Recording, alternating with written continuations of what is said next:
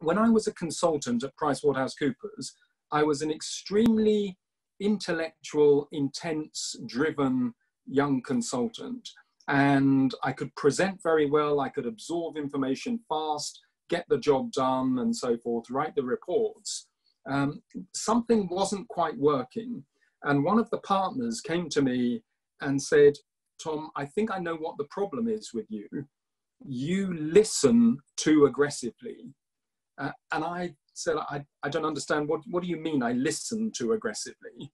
And what he said is that my style of listening, because I was quite focused and intellectual, I would listen carefully to what the person was saying, but I would listen in a way almost as if I was going to challenge and attack at any point. And therefore the person talking to me would be careful in what they were saying because they didn't want to trigger that.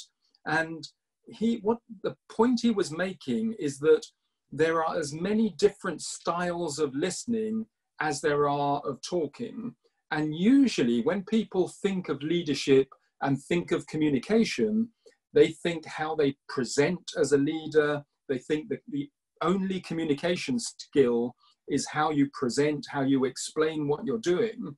They forget that equally important is how you listen. How do you listen with quiet authority? How do you listen in a way that encourages your team to tell you what you want to know? How do you recognize that as a leader, as a manager, there will always be a filter? Your team will tell you things, but they're thinking that you're their boss, you're their manager. So there are things that they hold back that are equally important.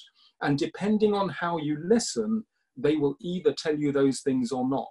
So being told that I listen too aggressively and therefore adjusting my style of listening, learning to keep quiet, learning to be very open in the way that I listen in order to hear what my team is really saying, what's underneath the words that they're saying, was an absolute key communication skill that I had to practice as well. Like any communication skill, you have to practice it.